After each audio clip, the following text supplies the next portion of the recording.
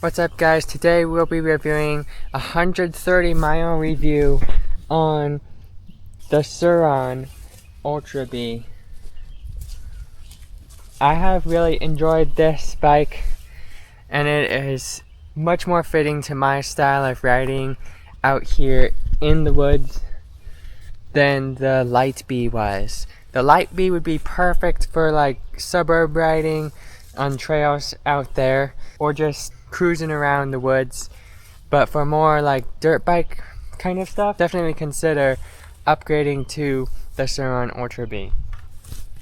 I'll give you a POV ride here to show you what it's like riding this bike.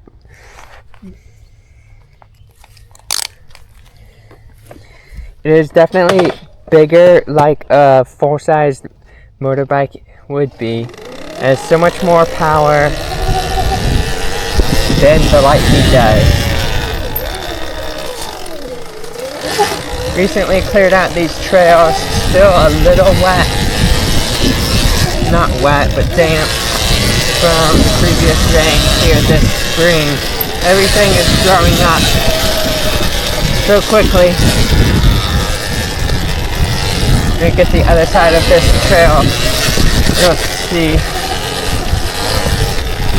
just how fast it's already like grown up. I only cut this like a few days ago. It doesn't even look freshly cut anymore.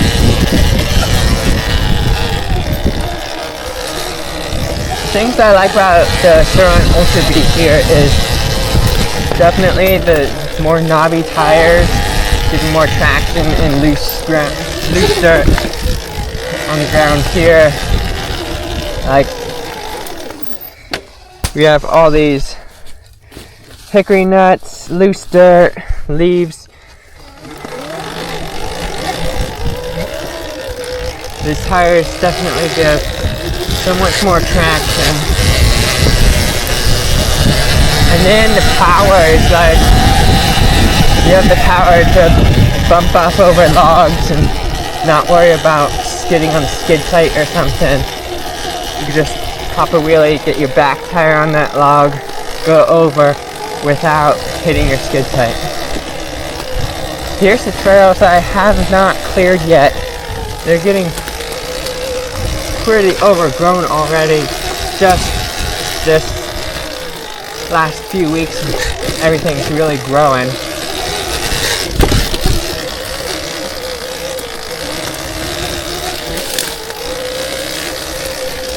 The suspension on this is pretty nice. I'll just go on these big trails now. Suspension on this is pretty nice. Soaks up a lot of the bump. We don't really have any jumps out here, just a few places where it kind of ramps up, but no big jumps or anything. But the suspension is perfect.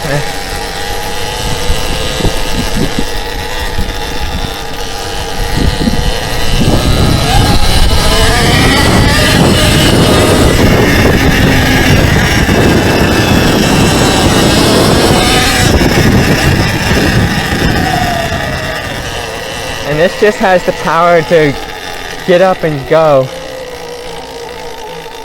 Now, we did make a trail right here, but I don't think I want to go through there until I clear it, because there's a lot of stinging nettle out. And I did not put on jeans, I just put on shorts. So, we'll stick to the main trails for now.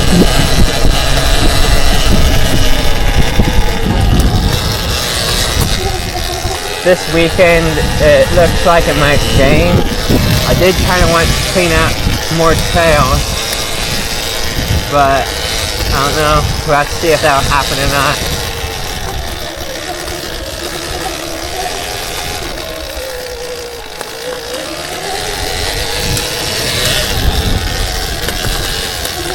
The Light Bee was like perfect for me, like getting started with like motorbikes and stuff.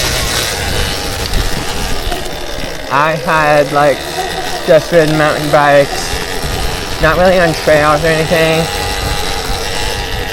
No steep mountains or anything, just some, easy stuff. And I had it on the EP setting, economy mode, eco mode. This one has the eco mode as well, pressing in the middle, down for drive, up for sport. Sport has so much more power. Eco mode, you won't even do a burnout even on like loose gravel or something, almost. If it starts to spin, it slows down the power. On the Light Bee, I had this in EP mode like all the time when I was starting, and then eventually switched it all the way to the drive. And now on this one, I did EP for a while, then I've just always been in drive unless I really want some power. Then I'll put it into sport mode. I'm not more comfortable now with riding.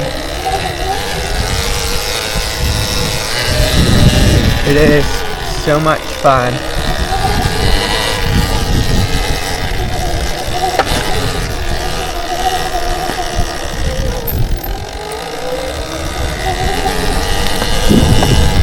Everybody has their own ways of like relaxing, and that's awesome that there's like so many different ways that you can relax. Spend your free time, just get out from working so hard all the time and just relax a little. And also just really like adventuring, and dirt bike is like the perfect fit for me for doing that.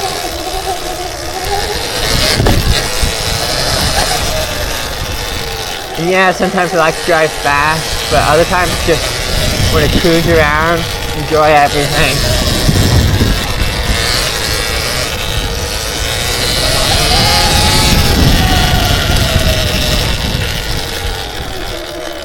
So I'll put in EP mode. E mode doesn't have the P on this one. And you just crank that, and it just slowly gets going. Like no tire spin at all. So EP mode, crank this throttle, and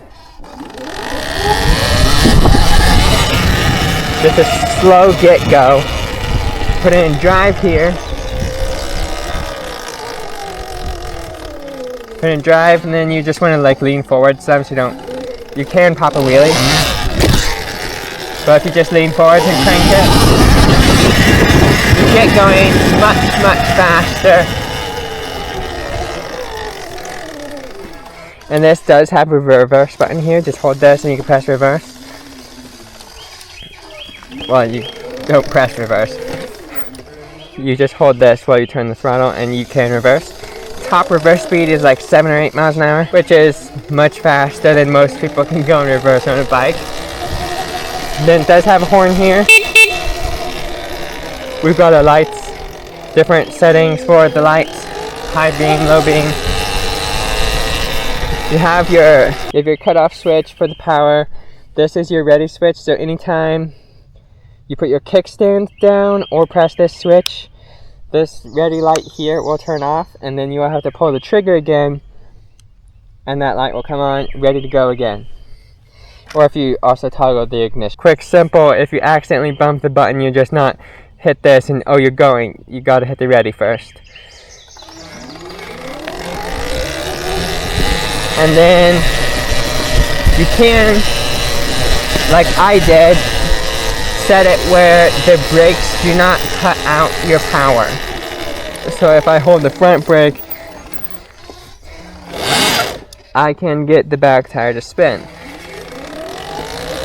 Like on the Light Bee, when you held the brakes, that would cut the throttle out.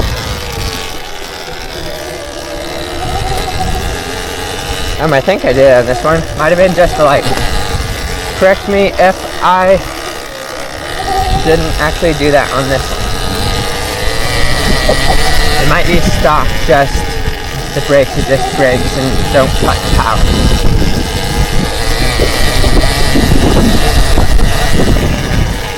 But then for the battery, like if you want to take it out and charge,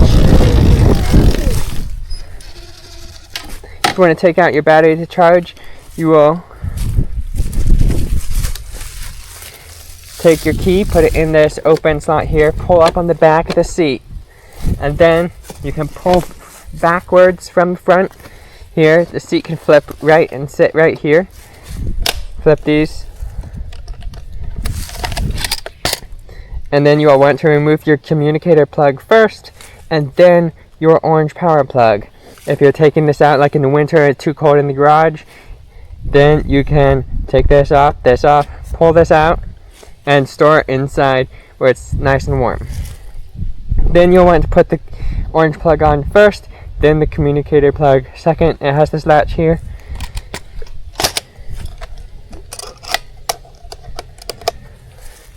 And then simply the reverse for putting it back on, except you don't need the key, that just taps down.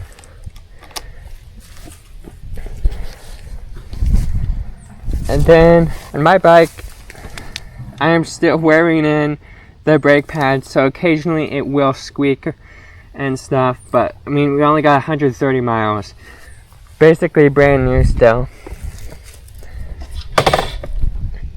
You got your fork adjustments, rear fork right down here, so you can fix that suspension for you depending on what you're doing. You do have a charge port here. I haven't used this yet. I mean, I don't bring a phone cord with me on my rides out here in the woods, but if you're like using this to commute or something, you do have this. You have backpack, you got your cord. I mean, try this out. It's definitely, if you're out adventuring, and I mean, I would bring a phone charger, a power pack, but you can also just charge it here. I mean, yes, that is some of the life of your battery, but, or how much distance you can go, but like a phone is so much smaller, I don't think it would really do that much at all. But like, once again, I've never used it. I have not gone on a long overland trip or anything. That would be really fun to do sometime. Like, it's definitely something I would want to do. Overland on a motorbike. Maybe out in the mountains or something.